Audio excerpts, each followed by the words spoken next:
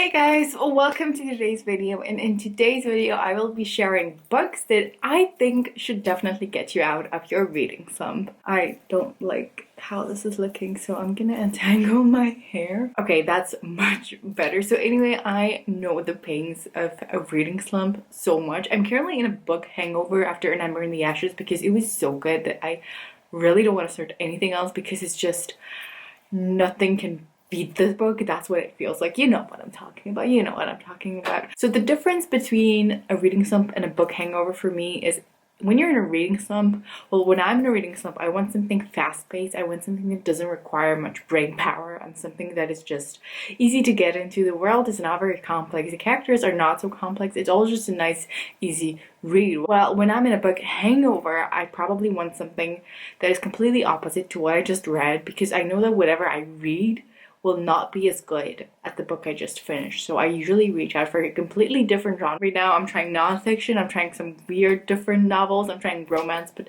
I just can't seem to get into anything. But today we're focusing on the former, which is a reading slump, and I've got a pile of some nice, quick, fast-paced books that I think will help you get out of your readings. So first up, I've got Love and Gelato by Jenna Evanswell. This is a contemporary romance set in Italy, which is just so beautiful. The way Italy is described in this book will just make you want to go there and will make you feel like you're actually there. This follows a girl whose mom dies and who goes to Italy to live with her dad to try to start a new life, to try to get over the pain of her mother's death. And she meets two cute guys there. She ventures on a quest to find the truth about her mom. And this is just a book that is so adorable. It's a quick read, it's very light, it's something that just gets you in the mood for traveling, which is not really a thing happening right now, but you know what I'm saying here. It's just so good, and I would really highly recommend it if you are struggling to read anything at all. Very adorable. And next up is Everlust by Sarah Holland, and I'm not a huge fan of this series, as you all know,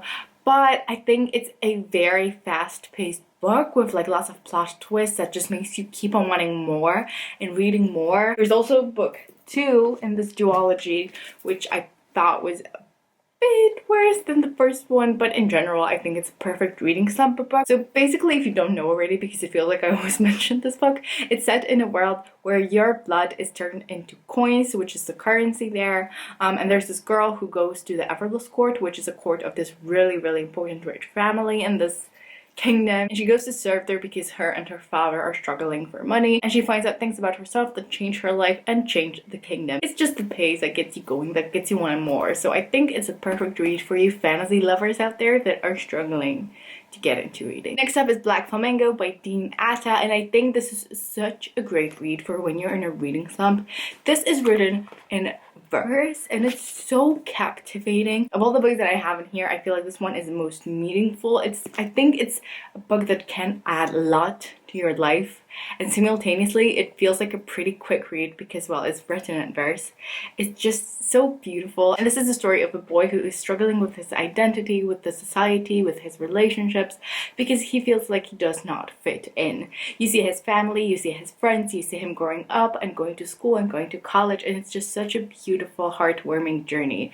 And I would really recommend this book. If you pick any one of these, please just pick this one. Also, the cover is stunning. Next up, we've got Hear the Wolves by Victoria Scott. This is a middle grade novel that is really fun to read and very interesting as well. It's something that is different than what I think you've read, something very unique. The story is set in Alaska, and it follows a girl who has been traumatized ever since she had to spend one night in the woods alone in the snow with the wolves as she was trying to find her mother, who just walked away from her life. And one day, her father and her sister go away to some festival in another city and leave her alone, which is the worst fear. And as the town is hit by a blizzard, something horrible happens, and they need to get a lady who got hurt to safety to the nearest hospital, which means they need to set off into the woods, into the exact woods that she is so terrified of. It's sort of a survival story, but I think the perspective of this girl and sort of her mind is just so interesting from a very psychological point of view. I mean, it's not really psychological, but I think the way Victoria Scott wrote this book makes it stand out a lot in my memory. I would really recommend this book if you're looking for something a bit out of your comfort zone, maybe if it's something that you don't read as often,